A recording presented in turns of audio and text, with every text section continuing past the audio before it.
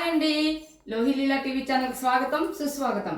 ఏం లేదండి, నేను క్యాబేజీ ఫ్రైడ్ రైస్ చేద్దామని చెప్పి ఈ వీడియో చేస్తున్నానండి. దేనికంటే ఈయన క్యాబేజ్ అసలు ఎప్పుడు కూడా వాళ్ళ ఇంటి దగ్గర వాసన వస్తుందని తినేవాళ్ళు కాదు, కానీ ఇక్కడికి వచ్చిన దగ్గర నుంచి క్యాబేజ్ పచ్చడి ఎక్కువ అలవాటు. ఎవరైనా మా ఆయన ఎవరైనా అంటే మా ఆయన అయితే క్యాబేజ్ పచ్చడి మాత్రం చేసి పెట్టామనుకోండి, అది అసలు కొబ్బరి పచ్చడో ఏదో ఒకటి అనుకొని తినేవాళ్ళు. అయితే మొన్న ఇక్కడ మాకు సంత జరుగుతుంది, చాలా ఫ్రెష్గా ఉంటాయి. క్యాబేజ్ ఇస్తే నేను ఏం చేశానంటే కొద్దిగా పచ్చడి చేయంగా క్యాబేజ్ వేసి ఫ్రైడ్ రైస్ చేశానండి. నాకు ఎందుకో టేస్ట్ బాగా నచ్చింది, ఆయనకి బాగా నచ్చింది. సరే ఆ రోజు బాగుంది కదా, వీడియో చేయడానికి కుదరలేదు, మళ్ళీ చేద్దామని కొద్దిగా క్యాబేజ్ మిగిలితే మీకు చూపిద్దామని చెప్పి చేస్తున్నానండి వీడియో. ఏం లేదండి, ఇదిగోండి క్యాబేజ్ ఇదిగో నేను ఇలా కోసుకున్నాను. మరీ సన్నగా ఏం కోయలేదు. ఇదిగోండి గ్లాస్ తోటి బియ్యం నిండా, పావుసేర్ గ్లాస్ అంటారు దీన్ని నిండా దీని నిండా బియ్యం తీసుకున్నా, గ్లాస్ నిండా. తర్వాత ఇలా ఖాళీ గ్లాసే కానీ దీంట్లో నానబెట్టి ఉంచాను.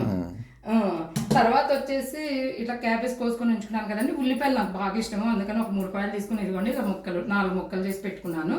2 టమాటాలు, ఇది వచ్చి పుదీనా, కొత్తిమీర, కరివేపాకు 3 ఉప్పు నీటిలో, అది గుర్తుపెట్టుకోండి. ఉప్పు వేసిన వాటర్లో ఒక 10 నిమిషాలు కానీ పావు గంట కానీ ఉంచితే వాటి మీద ఉన్న పురుగు మందులు ఉంటాయి కదా, ఏమంటారు ఇంగ్లీష్లో దాన్ని, రెక్టిఫైడ్సా ఏమంటి అనేది ఏమో నాకైతే గుర్తు రావట్లేదు. తెలుగులో అయితే మందుల అవశేషాలు ఉంటాయి కదా, ఇవి ఉండమంటారు. లేదంటే వెనిగర్ వేసైనా పెడతారు. నా దగ్గర అయితే వెనిగర్ లేదు, అందుకని ఎప్పుడు కూడా నేను సాల్ట్ వాడతాను. దాని నీటిలో ఒక 10 నిమిషాల నుంచి సన్నగా కూసుంచాను. ఇది వచ్చేసి అల్లము, చిన్నులపాయ అండి. ఇదిగోండి అల్లము ఇంత తీసుకున్నాను దీనికి, ఆ గ్లాసు బియ్యానికి. ఎందుకంటే కొద్దిగా అల్లం ఎక్కువ ఉంటేనే మన టేస్ట్ అనిపించింది, ఇంతే అల్లం వేసాను మీకు చూపించడానికి అని చెప్పి ఇలా పెట్టాను, ఇంత అల్లం తీసుకోమని. అది అల్లము, అది 2-3 గర్భాలు తీసేసి ఉంటాయి కదా చిన్నులపాయలు, అవి నూరుకొని పెట్టుకున్నాను. ప్లస్ ఇదిగోండి చిన్నులపాయ మొత్తం పాయి ఇట్లా ఒలిసి పెట్టుకున్నాను. ఎందుకంటే ఫ్రైడ్ రైస్లో ఈ ఉడికి చాలా టేస్ట్గా ఉంటాయి తినడానికి. ఇంకోటి బిర్యానీ ఆకు, 2 లవంగాలు, చెక్క ఇంత దాల్చిన చెక్క ఇంత ముక్క తీసుకుని ఇరగదీసి పెట్టాను.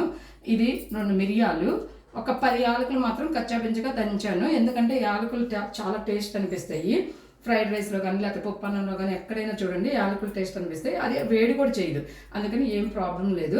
వీటి వరకు ఇలా చేసుకున్నాం కదా. తర్వాత వచ్చేసి గ్యాస్ పై వెలిగించుకున్నాము. ఇందాకే నేను అన్నీ రెడీ చేసుకొని పెట్టేసుకున్నాను, మర్చిపోయాను ఇది ఆన్ చేయలేదు కదా. చిమ్నీ ఆన్ చేసుకోవాలండి, చిమ్నీ ఆన్ చేస్తున్నాను. ఇదిగోండి ఇది మామూలుగా అంటే ఇంట్లో, ఎందుకంటే ఇల్లు తీసుకున్నప్పుడు బిల్డర్ ఏం చెప్పాడంటే అన్నిటికీ పొగ పట్టిపోతే చిమ్నీ తీసుకోమన్నాడు. ఎక్కడ ఇంట్లో అలవాట్లేదు కానీ తీసుకున్నాము. ఇది టచ్ కాదు, మామూలుగా హ్యాండ్తో ఆపరేట్ చేసేది. ఇలా అంటే ఇట్లా 2 టైమ్స్ ఇలా అంటే స్టార్ట్ అవుతుంది. అది 2లో ఉంది కాబట్టి ఇది కొద్దిగా ఆవిరి వస్తుంది కాబట్టి ఒక 6 వరకు పెట్టుకోవచ్చు. ఇలా లైట్స్ వెలుగుతూ ఉంటాయండి. ఒకవేళ లైట్ లేకపోయినా కూడా మనకు ప్రాబ్లం ఏమి ఉండదు. వీడియో తీయటానికి అని చెప్పి నేను లైట్లు ఆన్ చేసి ఉన్నాయి. సరే దగ్గర ఇలా వేడైంది కదా గిన్నె, అలా వేడైంది. పాన్ వేడైంది. దాంట్లో సరిపడా నూనె తీసుకోండి, అంటే మరీ ఎక్కువ టూ మచ్గా వాడద్దు నూనె. నేనైతే ఆలివ్ యాక్టివ్ ఆయిల్ వాడుతున్నాను, అంటే ఆలివ్ నూనెకి సంబంధించి ప్యాకెట్ వస్తుంది, అది 350 300 పడుతుందండి, అది వాడుతున్నాను. కొద్దిగా నాకు తెలిసి 2-3-4 స్పూన్లు పడుతుంది. మరీ తక్కువైనా కూడా బాగోదులేండి, ఎందుకంటే ఫ్రైడ్ రైస్ అనేది కొద్దిగా మరీ పిట్టుగా ఉన్నట్టుగా ఉంటుంది. దాంట్లోనే ఒక స్పూన్ నెయ్యి వేసుకోండి, ఎందుకంటే టేస్ట్ అనిపిస్తే. మొత్తం నెయ్యిలో చెయ్యొచ్చు కానీ ఏమో ఎందుకు లేదు, నెయ్యి కూడా ఫ్యాటే కదా, ఒక స్పూన్ నెయ్యి వేసుకోవాలి. ఆవు నెయ్యి చాలా బాగుంటుంది. ఆవు నెయ్యి కాదమ్మా, ఆవు నెయ్యి కాదు, గేదె నెయ్యి. మన ఇంట్లో మాకు ఇక్కడ పాలు దొరుకుతాయండి, లీటర్ 90 రూపాయలు. గేదె దగ్గరికి వెళ్ళి పిండించుకొస్తారు నీళ్ళు లేని పాలు, వాటిలో తీసిన నెయ్యి ఇది. అలా చేసిన తర్వాత నెయ్యి కూడా ఉంది కదండి, కరుగుతుంది. ఆపు అన్ని నూనె కాగిందండి. ఇదిగోండి 2 మిరపకాయలు, ఎండు మిరపకాయలు, వాటిని తడిగుడ్డతో తుడుచుకోవాలి. ఎందుకంటే దీనిపైన కూడా బయట ఆరబెడతారు కాబట్టి దుమ్ము ఉంటుంది. ఇలాంటివన్నీ చిన్నవి పాటిస్తే మన ఆరోగ్యానికి కొద్దిగా, అంటే చూసే వాళ్ళకి నవ్వులాగా ఉండొచ్చు కానీ అలా ఏమి ఉండదండి, మనం చేసే దాన్ని బట్టే ఉంటుంది. ఐబ్రాన్లో నూనె కాగింది కదా, పెట్టేసి ఆ మిరపకాయ వేసేసానండి. గిల్లి మిరపకాయ వేయకపోతే ఎవరికైనా సరే తృప్తిగా ఉండదు కదా, అదొక అలవాటు దేంట్లో నిండు మిరపకాయ వేయటము. పచ్చనొక పొద్దుగా వేసుకోండి, తాలింపు గింజలు.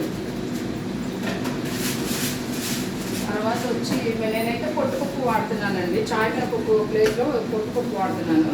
అవి కొద్దిగా తాలింపులో వేసుకోండి. తర్వాత ఆవాలు, జీలకర్ర, సన్న ఆవాలు కొద్దిగా వేసుకోండి. కొందరు బాగా ఎక్కువ తాలింపు గింజలు వాడతారు, నేను మీడియంగా వాడతాను. జీలకర్ర మాత్రం ఎక్కువ వాడతానండి, ఎందుకంటే ఆరోగ్యానికి మంచిదని చెప్పి. ఇవ్వండి జీలకర్ర కొద్దిగా ఎక్కువ వేసుకోండి, ఎందుకంటే జీలకర్ర కొద్దిగా అరుగుదల వస్తుంది, ఆరోగ్యానికి కూడా మంచిది కదా. కంపల్సరీగా గెలిచి ఇంగువ అయితే మాత్రం ప్రతి కూరలో ప్రతి దాంట్లో వాడతానండి, ఎందుకంటే అరుగుదల వస్తుంది, మంచిది ఇంగువ. అది కాక ఫస్ట్ నుంచి బాగా అలవాటు అయిపోయింది. మీ దాన్ని బట్టి వేసుకొని నేను కొద్దిగా ఎక్కువే వేసుకుంటాను. ఇప్పుడు అట్లా ఏగింది కదండి, తీసుకుంటాం మర్చిపోయా. ఇది సొంత ఇల్లేనండి హైదరాబాద్లో, ఓన్ టూర్ కూడా చెయ్యాలి, తర్వాత చేస్తాను. ఎలా చేసుకున్నాము ఏంటి అనేది. ఇప్పుడు దాంట్లో హై ఫ్లేమ్లో పెట్టేసి మొత్తం వేగినాయి కదండి, ఇవ్వండి మొత్తం వేగినాయి కదా. దాంట్లో ఏం చేస్తారంటే అల్లం చిన్నిపాయి, ఇది అదే బిర్యానీ ఆకు, మనం పెట్టుకున్న మొత్తాన్ని వేసేసుకోవాలండి. లవంగాలు, చెక్క, యాలకులు, అల్లం చిన్నిపాయలు, టమాటాలు, ఉల్లిపాయలు. ఇటు తీయిపోయావు కనిపిస్తుందా? ఇట్లా ఉల్లిపాయ, తర్వాత కొత్తిమీర, పుదీనా అన్నీ కోసి పెట్టుకున్నాం కదండి. కొత్తిమీర, పుదీనా, కరివేపాకు కంపల్సరీ వాడతానండి. అంతకుముందు ఎవరో ఇట్లా వీడియో చేసినప్పుడు ఆకులు అల్లంలను ఎక్కిరించారు కానివ్వండి, చాలా అంటే వాటి వల్లే మనకి కొద్దిగా ఫ్రీగా ఉంటుంది, ఆరోగ్యం కూడా బాగుంటుంది. నాకైతే ఫస్ట్ నుంచి బాగా అలవాటు. ఎక్కువ చూస్తే ఒక్కోసారి అది కూర లేకపోతే ఆకుల హల్మల అని కూడా డౌట్ వస్తుందండి, అంత వాడతాను. ఒక్కోసారి మీడియంగా వాడతాను, మీ దాన్ని బట్టి అంటే మీరు ఎక్కడైతే తింటారో దాన్ని బట్టి మీరు వేసుకోండి. దాంట్లో ఏం లేదు. దీంట్లో కూడా ఇది పడేయండి క్యాబేజ్ మొత్తం వేగాలండి.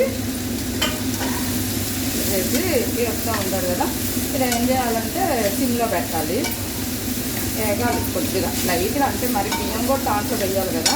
ఇట్లా సరే బియ్యము ఒక పావు గంట నానితే చాలండి, ఎందుకంటే ఎక్కువసేపు నానద్దు, ఒక 10 నిమిషాలు చాలు. ఇప్పుడు ఇవన్నీ మనం రెడీ చేసుకుంటాం కదా, ఈ క్యాబేజీ అవన్నీ రెడీ చేసుకునే ముందే నానబెట్టుకుంటే చాలు. ఫస్ట్ కడగాలండి, కడిగి నానబెట్టుకోవాలి, లేదంటే బియ్యం నట్లు విరుగుతాయండి. నట్టి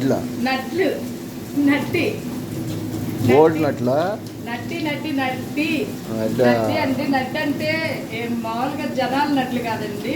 బియ్యము ఇట్లా ఉంటాయి కదా, మనం ఇప్పుడు నానబెట్టిన తర్వాత ఇలా పిసికామనుకోండి, అవి నట్లు అంటే బియ్యం 2 ముక్కలు అయిపోతాయి. అందుకని అలా చేయకండి, ముందే కడిగి నానబెట్టుకొని తర్వాత ఉప్పిన నీళ్ళు పోసుకుంటారు కదా, ఇవి వంచేసి మళ్ళీ ఆ బియ్యాన్ని కూడా దీంట్లో వేసేయండి.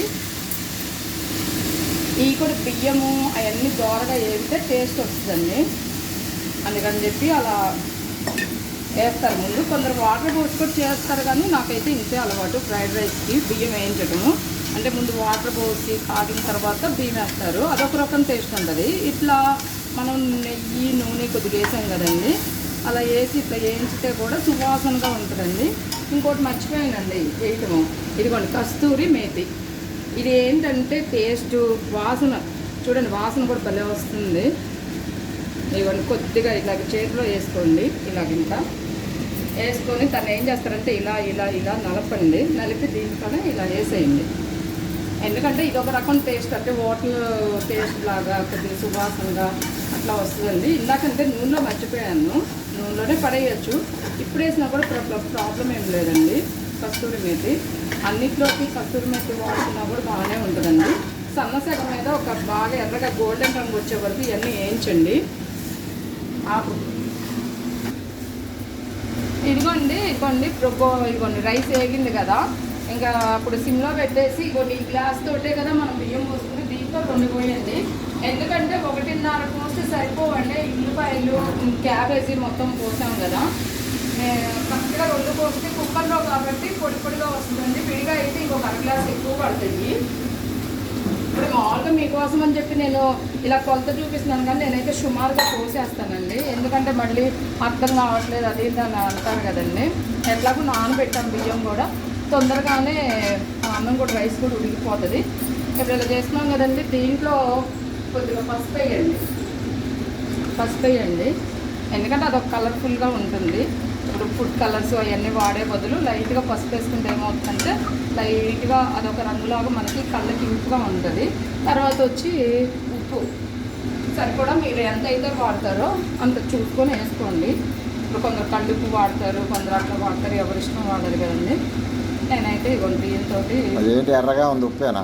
పింక్ సాల్ట్ అనా ఏదో అంటారండి. పింక్ సాల్ట్ కూడా కాదు. పింక్ సాల్ట్ అంటే పింక్ కలర్లో ఉంటుంది. ఇది రాక్ సాల్ట్ అనో ఏమో తెచ్చామండి మేము. ఇవ్వండి 1.5 స్పూన్ వేసాను నేను. మేము ఉప్పు తక్కువైనా తినేస్తామండి, ఉప్పు ఎక్కువైనా తినలేము, కానీ ఎంత సప్పగా ఉన్నా కూడా తినేస్తాము. ఇవాళ కలిపేసి దీని మీద ఏం చేస్తాము, బాగా ఉప్పు కలిపేసుకోండి. కలిపేసిన తర్వాత సర్దేసేసి ఇంకేం చేస్తారంటే మూత పెట్టేయాలి. కారం వేయరా? కారం అయ్యో గుర్తు చేసావు.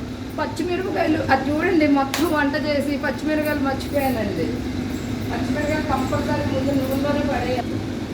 ఈ ముందే నూనెలో వేసేయాలండి. సారీ అండి మర్చిపోయాను. ఎప్పుడైనా సరే చీలికలు ఒక 4 కాయలు తీసుకున్నాను నేను. మీరు తినే కారాన్ని బట్టి కొద్దిగా ఘాటుగా కావాలంటే కొద్దిగా ఎక్కువ వేసుకోండి కంపల్సరీ. కానీ పచ్చిమిరపకాయలు వేసుకోవాలండి, లేకపోతే టేస్ట్ ఉండదు.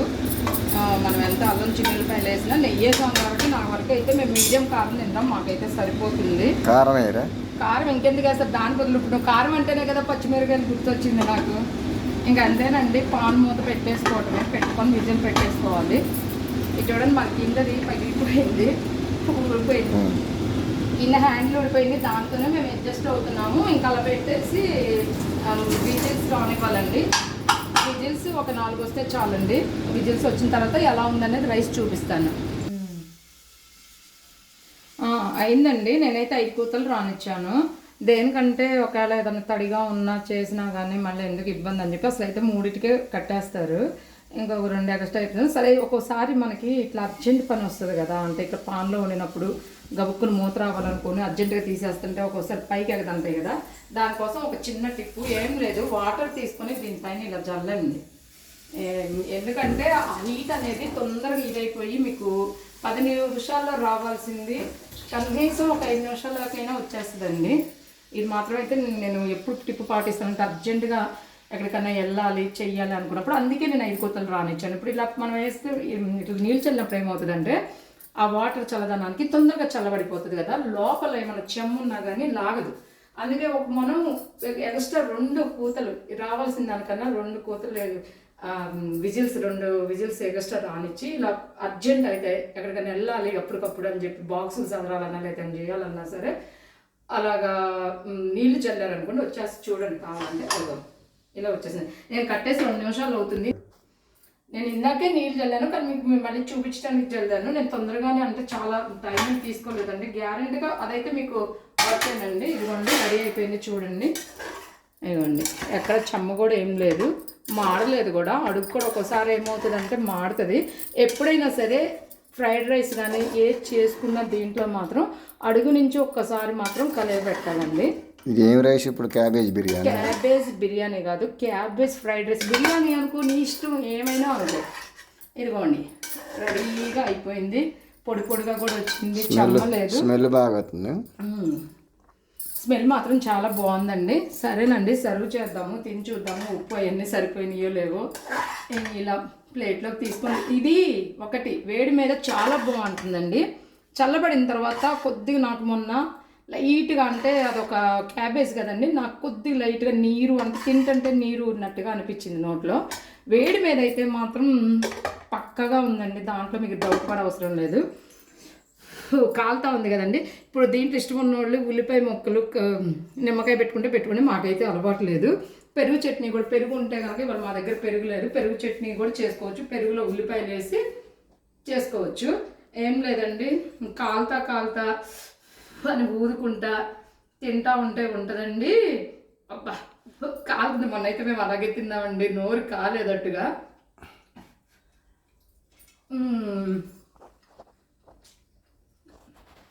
కారం అన్నీ పక్కాగా సరిపోయినాయండి. గుర్తుపెట్టుకోండి, పచ్చిమిరపకాయలు నేను మధ్యలో వేసాను కదా, నూనెలో వేసేయండి. ఇట్లా వేసినా కూడా కారం కరెక్ట్గా సరిపోయింది, ఎందుకంటే నేను 1 స్పూన్ నెయ్యి వేసాను కాబట్టి. చాలా టేస్ట్ ఉందండి. ఉప్పు లైట్గా, అంటే తినే వాళ్ళకి లైట్గా తగ్గుద్ది, మా వరకు అయితే సరిపోయింది, ఏం ప్రాబ్లం లేదు. ఒక్కసారి నువ్వు కూడా ఒక ముద్ద తిని చూడు, కరెక్ట్గా సరిపోయినాయి ఇవన్నీ. ఫోన్కి పెట్టు. ఫోన్ ఎందుకు పట్టు. చాలా ఇది చాలా నీట్గా చాలా బాగా వచ్చిందండి. ఒకటి గుర్తుపెట్టుకోండి, ఇలా నుంచొని చూపిస్తున్నాను అలా కాదండి. ఎప్పుడైనా సరే ఇలా కింద బాస్కెట్లు వేసుకొని ఇలా కూర్చుని ఇలా ముందు పళ్ళెం పెట్టుకొని తృప్తిగా ఇలా తీసుకొని, మాకు డైనింగ్ టేబుల్ ఉంది. మాకు డైనింగ్ టేబుల్, మేము ఎక్కడికి వెళ్ళినా కూడా డైనింగ్ టేబుల్ మీద కూర్చోమండి. ఇలా తీసుకొని ఇలా ముద్ద పెట్టుకొని తింటే ఉంటుందండి, చాలా తృప్తిగా ఉంటుంది. తిన్నది ఏదైనా సరే వండబట్టేటట్టు తినండి. ఈ కరివేపాకు ఏరి పెడతాం, ఈ కొత్తిమీర ఏరి పెడతాం, అట్లా ఏరి పెడతాం చేయబాకండి, వంట పట్టదు. తృప్తిగా తింటే అదే ఆరోగ్యం అండి. సరేనండి, ఒకటి గుర్తుపెట్టుకోండి, మీరు వీడియో తీసి వదిలేయకండి. అందరికీ షేర్ చేయండి, లైక్ చేయండి, సబ్స్క్రైబ్ చేయండి. సబ్స్క్రైబ్ చేసి గంట మాత్రం ఆన్ చేయకుండా మర్చిపోబాకండి. ఎందుకంటే ఆ గంట పెట్టుకుంటేనే నేను ఏ వీడియో చేసినా కూడా మీకు నోటిఫికేషన్ వస్తుందండి. అండ్ ఎంకరేజ్ చేయండి. ఎంతోమంది ఇది మానిటైజేషన్ అవుతుంది, నేను పెట్టి 4 సంవత్సరాలు అవుతుంది, మధ్యలో మానేసాను, కానీ ఇప్పుడు క్రమంగా చేస్తాను. కంపల్సరీ నన్ను ఎంకరేజ్ చేయండి. ఓకేనండి, బాయ్. గంట తీసుకొస్తాను. బాయ్. ఏం గంట? గంట కొట్టమన్నావుగా. ఓ దేవుడి దగ్గర గంట కాదు, గంట అంటే అది సబ్స్క్రైబ్ చేసుకున్నప్పుడు గంట ఆన్ చేసుకుంటే ఏదైనా సరే వస్తుందండి.